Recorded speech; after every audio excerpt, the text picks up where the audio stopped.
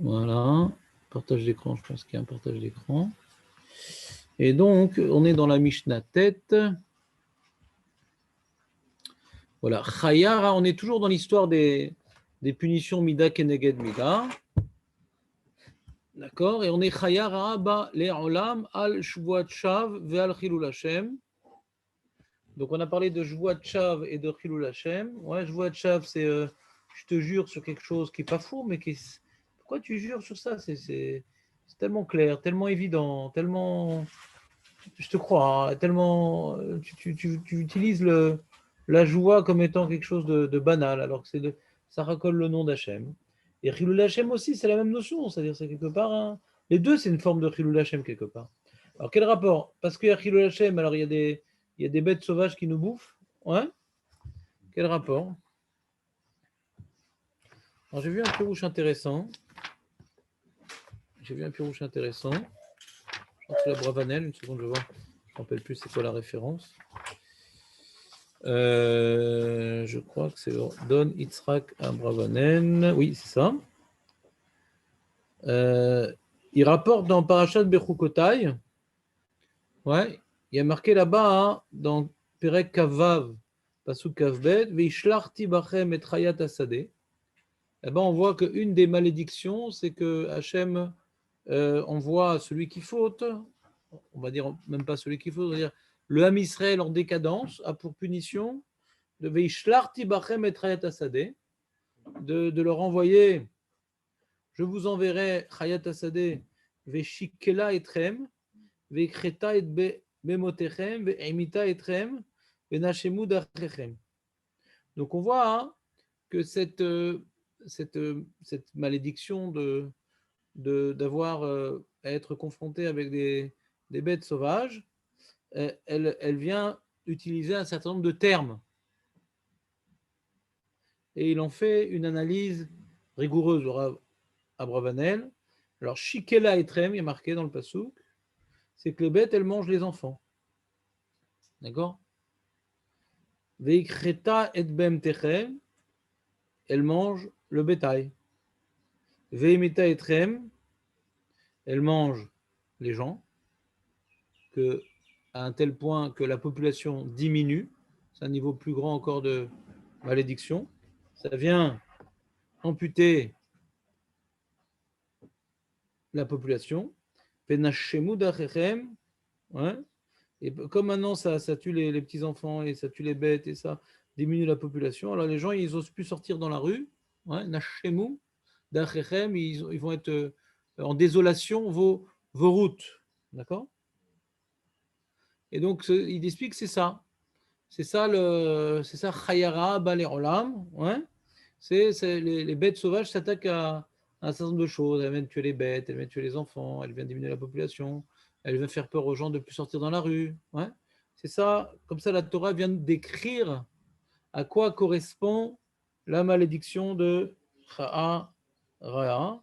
Maintenant, la question est de savoir quel rapport entre cette punition et le Chilul Hashem. Ils disent, il y en a qui expliquent que Mida Keneged Mida, que Joua Tchav, c'est une faute dans la bouche. Ouais. C'est-à-dire que la personne, elle utilise sa bouche pour faire une joie inutile. Alors les bêtes, elles tuent par leur bouche. Nous, on tue la sainteté divine en la profanant, en l'utilisant pour des raisons banales. Donc là, c'est la bouche qui tue, quoi, de faire une joie Tchav. D'accord? Bon. Comme ça, il explique le Yarabetz. Le Meiri dit le fait de prononcer le nom d'Hachem sans nécessité et également de profaner le nom d'Hachem en faisant des avérotes en public sans en avoir honte, eh bien, ça nous fait perdre notre spécificité humaine qui est d'être le reflet d'Hachem sur terre. L'homme, il a pour fonction, pour vocation, pour mission d'être le reflet le Tselem Elohim. Il a été créé à. Tu n'entends rien, David? T'en fous? T'en fous, David? Non, tu te fous, mais ça sert à quoi d'écouter si on n'aime pas? Ça ne t'intéresse pas tellement, C'est une notion générale. si tu veux. On verra, je te poserai la question après la fin de l'exposé, voir ce que tu as retenu. Et donc, puisque l'homme a été créé pour être un reflet d'incarner, et si maintenant il vient, au contraire, profaner le nom divin, il a perdu sa spécificité humaine. Il est comparé à une bête. Normalement, un homme, normalement, une bête, elle a peur des hommes. Les bêtes, elles ont peur des hommes. Par définition, pourquoi les bêtes, elles ont peur des hommes? Parce que comme l'homme, il a été créé à l'image de Dieu, alors les bêtes, elles sont une supériorité. C'est rare qu'un animal attaque un homme. Aussi sauvage qu'il soit, aussi affamé qu'il soit, c'est rare. Naturellement, un animal, il a peur de l'homme. Pour quelle raison un animal a peur de l'homme? Parce qu'il a été créé à l'image de Dieu. D'ailleurs, il y a beaucoup de sipurim où il y a des tzadikim qu'on voit l'histoire d'Anel dans la fosse au lion et encore d'autres histoires. C'est plus quelqu'un, il incarne le Tselem Elohim, mais plus il n'y a pas de raison qu'un animal ose porter atteinte à sa vie. Et quelqu'un maintenant qui vient maintenant, au lieu d'être le reflet de la divinité sur terre, il vient la profaner, eh bien, du coup, il est comparé à un animal. Ben, un animal, il bouffe un autre animal, quoi. Un homme, non, mais un autre animal, oui. T'as compris ou pas, David? On va vérifier ça dans quelques instants. Sur toi. Avant de faire du sod, écris le pshat. Non, avec toi, David, si je faisais des jingles, j'aurais pas de faim. C'est pas intéressant tellement avec toi.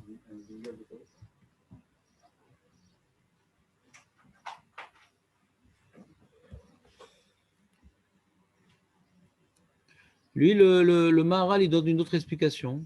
Ouais.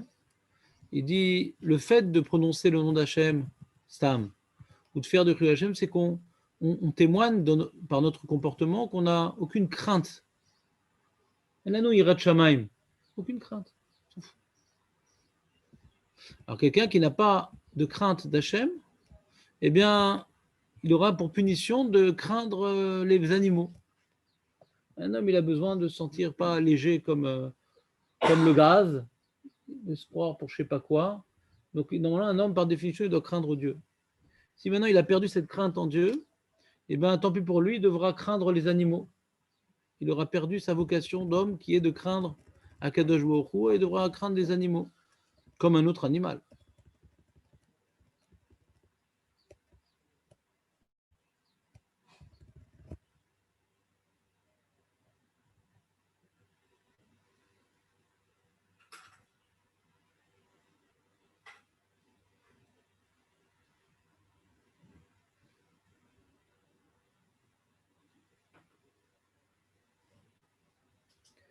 Alors David, fais-nous la liste. Moi, j'étais en train de réfléchir de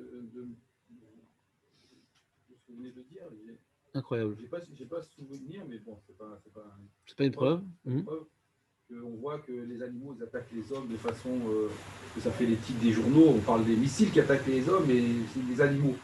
Par rapport à cette faute-là, Nathan, qu'est-ce que je dis à ça? Parce que je sais pas, David était caniré absent. Qu'est-ce que je viens d'expliquer à l'instant, toute cette notion-là, que normalement un animal n'attaque pas les hommes. Je sais pas, t'étais où, David?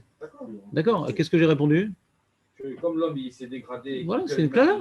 C'est une clala. Hein? C'est une clala. Une clala, mais elle est quand cette clala? On l'a vu quand? Jamais vu.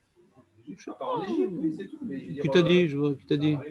Hein? Ça arrive, je comprends ce que tu veux.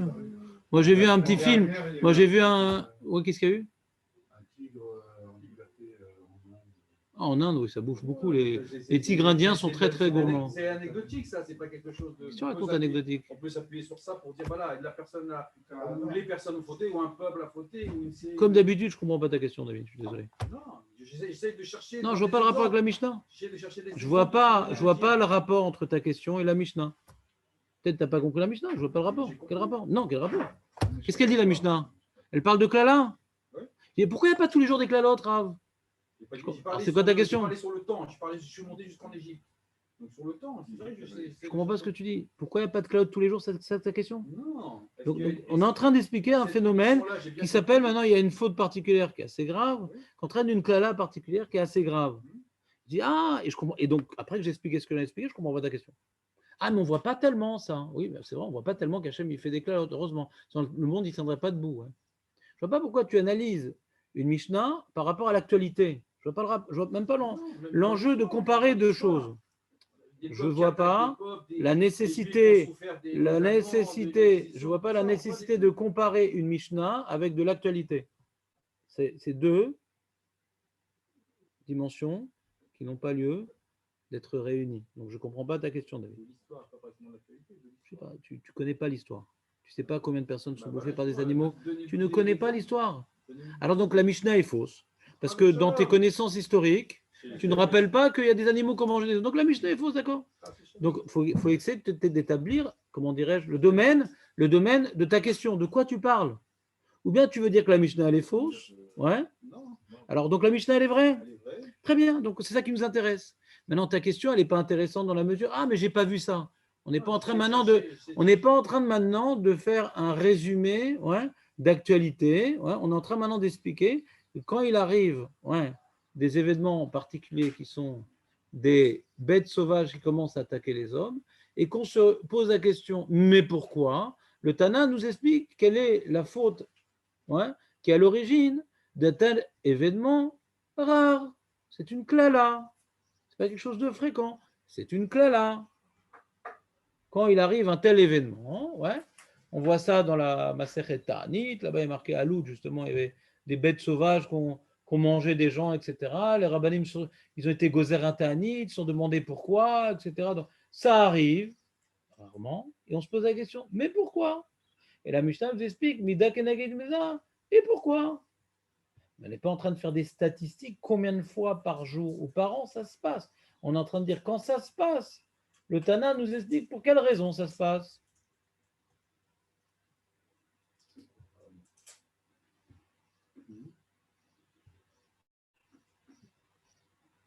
Donc si David, si ça te laisse trop de temps pour réfléchir quand tu notes rien, je te demande de noter parce que de se rappeler de ce qu'on dit est plus intéressant plutôt que de poser des questions de ce type-là. David, s'il te plaît, non, alors vas-y, fais-moi une liste. Quel est le lien entre Chilul Hashem, joie de Chav, et la maca des animaux qui s'excitent et qui bouffent les gens? Je t'écoute, on a dit plusieurs explications. La principale, c'est que l'homme. La principale. À mon avis. D'accord. Il a été créé à l'image de Dieu, et étant donné qu'il a péché dans cette faute-là de profaner son nom, c'est un Chilul Hashem, la macaque qui arrive, vous avez parlé, qui arrive pas souvent, mais qui est là, qui nous dit qu'elle est prévue, c'est que les animaux se vengent sur l'homme, puisqu'il a perdu son titre d'homme et qu'il est comparé à un animal. Donc les animaux se bouffent entre eux. Les animaux se bouffent entre eux. Il a touché par la bouche. Et toi, qu'est-ce que tu dis, Jonathan? Ça, c'est le deuxième cas que vous avez donné. Le premier cas, c'était la Shmuel. Bouche à bouche. Voilà. Bouche à bouche. Et l'explication du Maharal? Dernier, c'est comme il n'a pas la crainte de l'homme, il a perdu la crainte de Dieu, alors il va avoir la crainte. Il va vivre dans la crainte des animaux, il ne va pas oser sortir dans le rue. C'est comme on avait au Corona, il y avait il y a Corona, hein. On voit une des clalas qu'il y avait dans le Corona, c'est qu'il y avait des bêtes sauvages qui se promenaient dans la rue, pas partout, dans certaines régions, et les gens, ils avaient peur de se faire bouffer, quoi, du coup. Et c'est un truc rare, mais les gens, ils avaient cette crainte de sortir. Moi, j'ai vu un petit clip, il n'y a pas longtemps, un mec qui faisait du vélo dans la forêt, et il commence à se faire courser par un ours. T'as vu ça ou pas? Avec un puma. Non, un ours. Un ours en train de courir à quatre pattes, ça va très vite. Le mec qui était en vélo, en VTT, il allait à match à toute allure, il a fait se faire bouffer par un ours. C'est rare. C'est rare, quoi, qu'un ours, il se rapproche d'un homme. C'est pas uniquement il se rapproche, je voulais le bouffer. Il devait avoir vraiment faim, ou le mec, il devait vraiment ressembler au type d'animal. Ah ouais? Ah, ils sont très excités par le sucre, les ours? J'ai vu aux États-Unis, par exemple, dès qu'ils disent qu'il ne faut pas mettre de nourriture dans les sacs, parce qu'ils le sentent à distance, ils mettent ça. Ah, dans des réserves naturelles où il y a des ours? C'est impressionnant. Ils ont un odorat très développé. D'accord. Bon, en tout cas, j'ai l'impression qu'ils ne voulaient pas manger que le bonbon qui était dans la poche. Ouais. Il dit bon, ça c'est l'entrée. Et le dessert? C'est pas longtemps. Au Canada, quelqu'un qui faisait un marathon au papier, pendant 10 minutes, il s'est filmé en train de courser par un puma derrière. Vraiment, il voulait le. Mais comment le puma elle n'a pas attrapé? C'est Carl Lewis, le mec? Vous l'avez vu? Non, mais tout là, c'est rapide. Bah ouais. Ah ouais, mais... Il avait quoi comme chaussures? C'est quoi la marque de ses chaussures? Non, mais genre, on voit, il essayait d'attaquer, quoi. Le mec qui était là, il essayait de repousser, jeter des pierres. Qui a cru à ce trucage? J'arrive pas à croire qu'un mec, il arrive à fuir un puma. Même les Africains, ils n'arrivent pas. C'est sûr qu'au niveau de la vitesse. Alors c'est quoi l'histoire? Hein? Non, mais il a.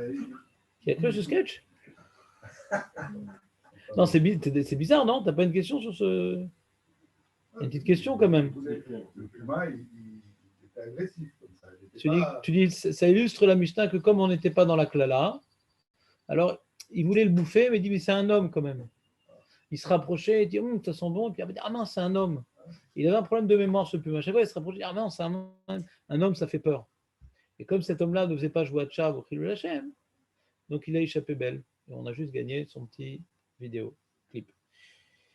Très bien, ça c'était le premier enseignement de cette Mishnah. Qu'est-ce que tu dis, Jonathan? Ouais, ce que je dis, ça arrive, ça arrive. Ce que je dis, c'est l'exception de l'exception. Les statistiques ne sont vraiment pas intéressantes pour comprendre cette Mishnah, David, j'insiste. Donc, Galout ba la'olam al ovde avodazara. Quand maintenant on est en Galout, et pourquoi on est en Galout? Voilà, ovde avodazara, al gilou yarayot, ve'al shfichut damim, ve'al ashmatat haaretz.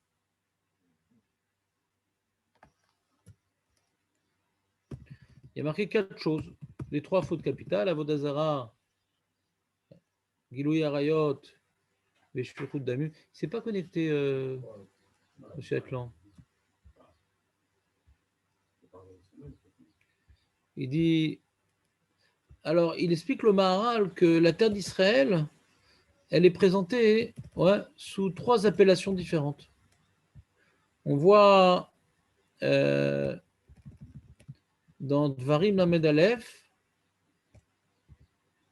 on voit que la terre d'Israël, c'est la terre de Dieu, il est marqué. Et donc, comme maintenant on fait Avodazara, c'est comme si on a rendu cette terre appartenant à d'autres dieux. Et comme cette terre, elle appartient à Dieu, alors Mida Keneged Mida, cette terre qui appartient à Dieu, si maintenant tu viens servir d'autres dieux, alors le Dieu qui l'investit, le Dieu qui la protège, le Dieu qui te l'a donné, eh ben, il s'en débarrasse. Il dit, voilà, vous ne pouvez plus être sur ma terre si vous voulez maintenant mettre d'autres maîtres sur ma terre. Ashmata Ta'aretz? Je ne sais pas. Où tu as vu ça?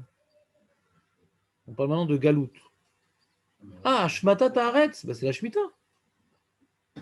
De ne pas faire la Shemitah. Comment? Ça vient encore en plus. On a parlé avant de la Shemitah. Et qu'est-ce qu'on a dit sur la Shemitah avant?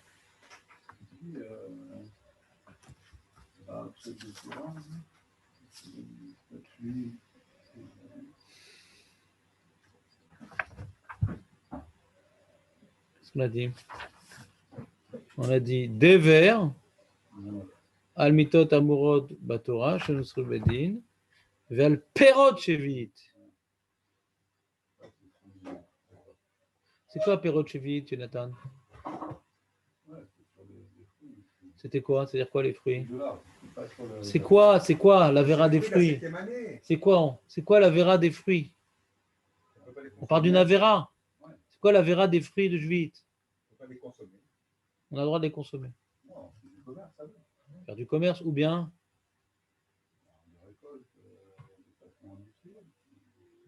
c'est la même chose, ouais. Comment? Voilà, ne pas les rendre efker. Ou bien en faire une utilisation qui n'est pas permise. C'est un fruit qu'on doit manger solide et pas liquide. C'est un fruit qu'on doit manger liquide et pas solide. C'est un fruit qu'on doit manger cru et pas cuit, ou cuit et pas cru. Pour faire une utilisation normale.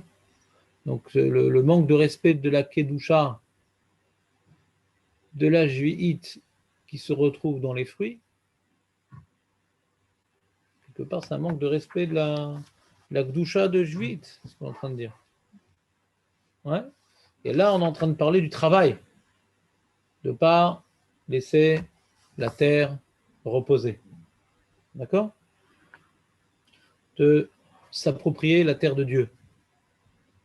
De ne pas rendre à Dieu ce qui est à Dieu. Hachem me dit adieu. Il nous renvoie. On a dit le Maharal, puisque la terre d'Israël, on l'appelle ou bien la terre de Dieu, ou bien on l'appelle une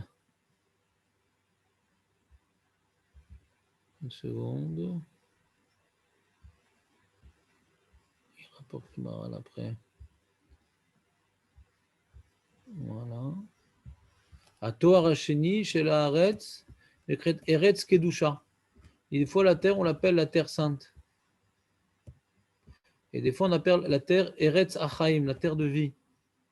Donc, puisque la terre d'Israël s'appelle la terre de vie, celui qui fait Shfichut Damim, qui tue, celui qui tue, alors il s'oppose à la terre de vie. Celui qui fait Gilou Yarayot, qui se comporte de manière décadente, avec des mœurs dépravées, il s'oppose à Eretz Kedusha, la terre de Kedusha. Ouais. Avodazara s'appelle une Touma. Gilou Yarayot s'appelle une Touma. Shfichut Damim s'appelle une Touma. Et toute cette Touma, la terre, elle trouve ça indigeste. Elle est obligée de nous vomir. T'as compris ou pas? Jonathan, t'as compris ou pas? Il y a différentes dimensions de la terre d'Israël. C'est une terre qui nous appelle à la Gdusha, une terre qui nous donne la vie, qui donne la vie. Toute la vie dans le monde, elle vient de la terre d'Israël. Une terre qui, comment dirais-je, c'est la terre d'Hachem. Donc toutes ces différentes dimensions de la terre d'Israël, ouais, ne peuvent supporter les trois fautes capitales. Et bien entendu, la Shemitah, hein, c'est une opposition de manière directe et frontale avec la terre d'Israël, puisque le fait, on a vu ça dans Parashat Bechukotai, ouais, que l'essentiel de la galoute vient du non-respect de la Shemitah.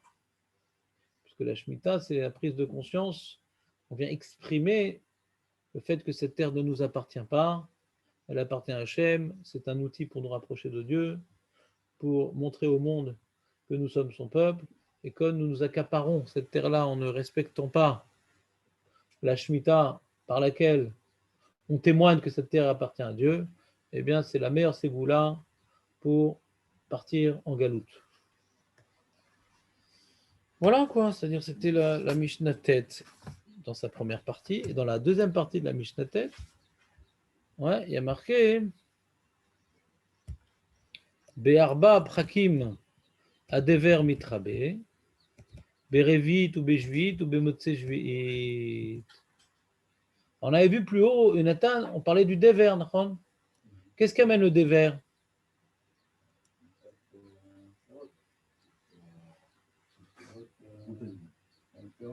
Ve'od davar. Voilà. Pas Ivoutadim, que le Beddin, il vient, il n'accomplit pas, il ne réalise pas le châtiment prévu. Il y a un châtiment prévu par le Beddin, telle faute, telle punition, il ne le fait pas. Donc, quelque part, le déver, le Beddin, il doit séparer le tzaddik du rachat. Lui, il doit avoir un châtiment, lui, il ne doit pas en avoir un. Et quand le Beddin n'accomplit pas cette différenciation, cette distinction, cette séparation entre le rachat et le tzaddik, et le déver qui vient, qui lui ne distingue pas entre le rachat et le tzaddik, qui vient une épidémie qui touche tout le monde. D'accord? Tu te rappelles, Jonathan, ou pas, tout ça? Tu es jeune. Et là, on ne parle pas du déver qui vient. Ça rajoute, ça mitrabé. Il ne s'arrête pas. Ce qui déclenche le déver, c'est donc la non-application du châtiment du tribunal rabbinique, ou le non-respect de la Gdusha des fruits. Mais mitrabé, c'est que cette épidémie prend des proportions colossales et dramatiques. C'est à cause de quoi? C'est à certaines périodes que ça s'augmente, l'épidémie. La 4e année, la 7e année et la 8e année. et Motsé Chag. Et également après Sukkot chaque année. Pourquoi? Qu'est-ce qui se passe? Pourquoi? C'est quoi cette période susceptible de nous faire subir, chas v'shalom, une épidémie plus dure durant cette période-là? Qu'est-ce qui se passe? Libérez vite, mipne maaser ani. C'est quoi le maaser ani? On donne quelle année? David, on donne maaser ani quelle année? David? Non, il ça. Tu as décidé de ne pas connaître ce sujet-là? Tu es Nettori Karta alors, tu as décidé? Bon, Nathan, Maserani, c'est quelle année?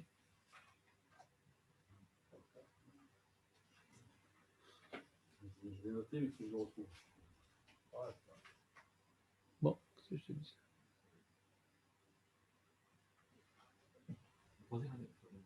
Qu'est-ce que je te dis, Marco?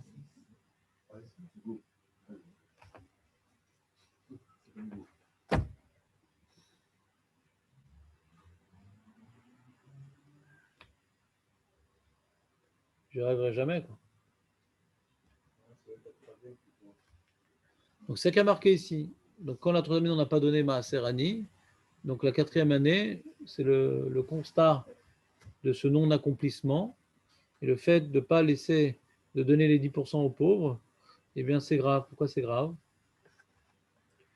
C'est-à-dire de donner ce qui nous appartient pour les pauvres. Ça fait vivre les pauvres quelque part. 2 fois tous les 7 ans. Enfin, en vérité, c'est 3 fois tous les 7 ans, parce que la Shmiyat, la 7e année aussi, c'est l'année où les pauvres ils sont bien positionnés, parce que bon, on est tous à égalité, mais les pauvres ils vont pouvoir manger comme les autres, quoi. Mais la 3e et la 6e année, ça donne la vie aux pauvres, quoi.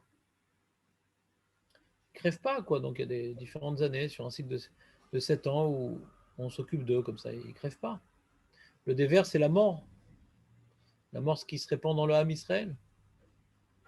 Si maintenant on ne vient pas essayer de faire vivre les parties faibles de la nation, ben, toute la nation, elle meurt. Ça se multiplie le dévers.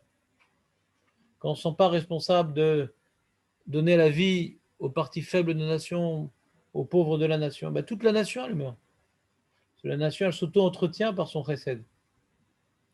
Le dévers, il vient, on a vu par rapport à Perot-Juit et par rapport au manque de mishpat, mais il se développe et il s'intensifie et il s'épidémie par le fait qu'on ne voit pas les pauvres comme étant une partie de la nation, qu'il faut faire vivre, sur lequel nous avons une responsabilité.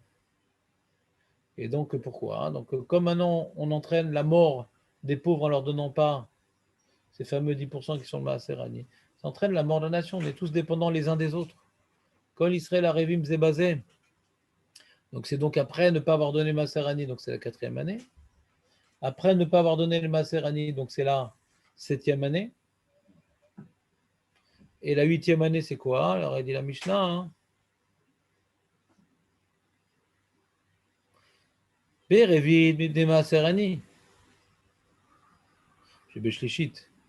Beshvit mipne Maaserani. Shebeshishit. Bemotse Shvit mipne Perot Shvit. C'est ce qu'on a vu plus haut. Motse Shvit, il y a le dévers. C'est Shvit. On a dit plus haut, le dévers est venu à cause de Perot Shvit. Ben, quand est-ce qu'on voit, quand est-ce qu'Hachem il fait le bilan, le constat qu'on n'a pas respecté Perot Shvit? C'est après l'année de la Shemitah. C'est les conséquences de nos mauvais agissements. Il faut quelqu'un, tout, dans sa vie, tout va bien. Il dit, attends, Hachem, il fait le mishpat quand tu as tout fini. Oh, ça va, je suis d'Averot, tout va bien, je me prends rien dans la tronche. Attends, ça va venir, Ou bemotse achag, motse Sukkot, pourquoi? Des gezel matanotanim, en général. Sukkot, c'est la période où on a fini la moisson. Et donc, on a laissé, ou on n'a pas laissé les pauvres se servir sur les champs, les quêtes, chicha, père, on n'avait plus rien sur les champs. On a tout ramassé, on a tout engrangé. Donc là, Hachem, il vient punir. Ouais.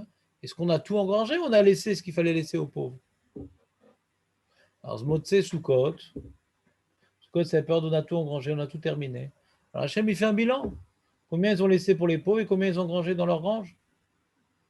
Et si, Chazé Shalom, ils n'ont pas laissé les quêtes, chicha, OPA pour les pauvres, Chas v'shalom, alors l'épidémie va tuer la nation, puisque comme les riches ne sont pas occupés des pauvres, la nation est malade. La nation est malade. Une nation qui ne s'occupe pas de ses pauvres, c'est une nation malade.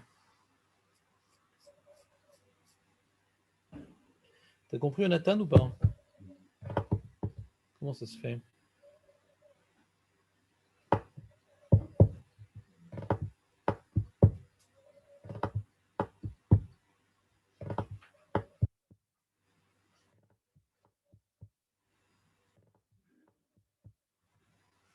Voilà. Qu'est-ce que tu ne vois pas comme rapport? Une autre- Écoutez, en fait, on ne laissait pas Pierre, alors c'est Maral qui dit que voilà, qu'on avait. Chazak, on avait vu dans Pérod Juit le fait de ne pas laisser efker les fruits. Ouais. Alors le Malach Hamavet aussi rend efker les gens. Pas de différence. Il n'y a plus personne. Il n'y a plus personne qui a sa vie dans ses mains. La vie, elle est efker. Et le Malach Hamavet, il prend facilement la vie de chacun. Et ça t'a pas plu cette explication? Si tu as de tels sourcils interrogatifs et accusateurs. Comment? J'ai l'impression que ça parle d'autre chose, plus en rapport avec les choses. Et peut-être qu'il y aurait deux paramètres. Peut-être. Tu vois bien ici que la Mishnah dit qu'il y a deux paramètres. Pourquoi tu effaces la Mishnah? La Mishnah, elle t'explique. Elle a fait l'effort de t'expliquer que pourquoi le dévers, il se multiplie la quatrième, la septième et la huitième. Quatrième et septième, c'est à cause du Maser Seni. Huitième, c'est à cause des périodes juives. Donc tu vois bien que c'est deux raisons différentes. La Mishnah te dit que c'est deux raisons différentes. Pourquoi tu veux en faire une seule raison? Pérode vite. Il n'y a pas même parce qu'on n'a pas donné aux pauvres. Mais pérode vite, il y a marqué dans la Mishnah. C'est ce qui déclenche. On a vu avant. Mishnah tête. Mishnah tête. Relis la Mishnah tête. Non, il n'y a pas Besséder. Au Bemotse Jviit, lama a dever mitrabe Bemotse Jviit, lama mipne perot Jviit. Pas mipne anim. Pourquoi tu veux limiter à une seule raison? Les anim, c'est quatrième et septième. Huitième, c'est perot Jviit. Il y a deux raisons. Pourquoi on les a auscultés On les quoi? Les autres raisons, pourquoi on les a auscultés avant? Non, on ne les a pas auscultés parce qu'on n'est pas un médecin. Hein? Occultés. Ça fera 200 euros l'auscultation. Je n'ai pas compris. J'ai essayé de répondre à une question, Kaniré, je n'ai pas été clair. Il y a une différence entre le déclenchement, ouais, et l'intensification. Voilà. On n'a pas occulté, c'est deux sujets différents.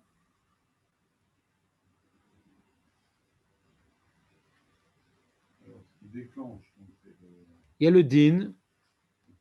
Il y a le din. Des fois, il y a un din qui amène une maca.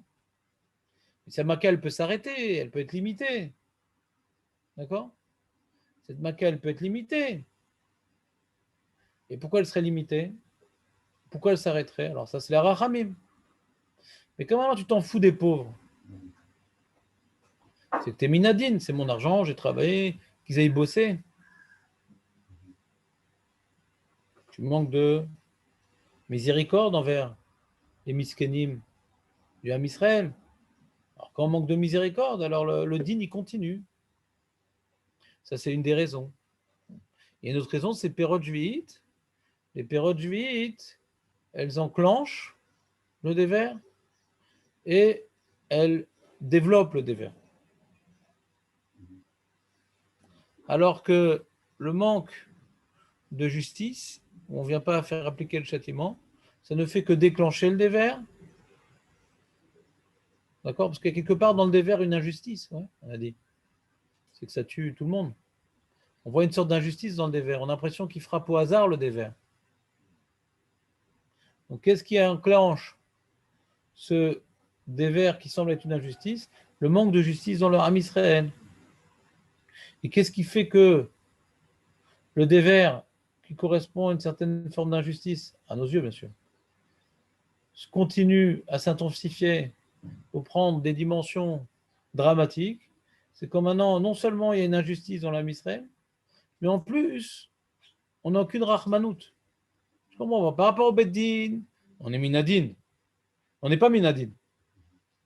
Et par rapport aux pauvres, on est minadin. C'est-à-dire, on n'est pas merachem aleem. On est dur. On vient les châtier. On ne vient pas châtier les Réchaïm, on vient châtier les Aniim. Alors ça vient empirer la situation. Ce qui a déclenché, c'est qu'on n'a pas châtié. Ah, peut-être qu'ils sont gentils. Pourquoi ils n'ont pas châtié les Réchaïm? Peut-être qu'ils sont gentils. Alors pourquoi s'ils sont gentils, alors ils ne viennent pas faire Matanot et la Aniim? Donc ce n'est pas de la gentillesse. Ça s'appelle de la négligence. Ils sont négligents dans le jugement, ils sont négligents dans le Matanot et Aniim. Pas de la gentillesse, c'était de la gentillesse. On a du mal à châtier les gens et tout. Alors vas-y, alors donne aux pauvres ce qu'ils doivent recevoir, si t'es gentil. Mais tu vois bien que c'est pas de la gentillesse.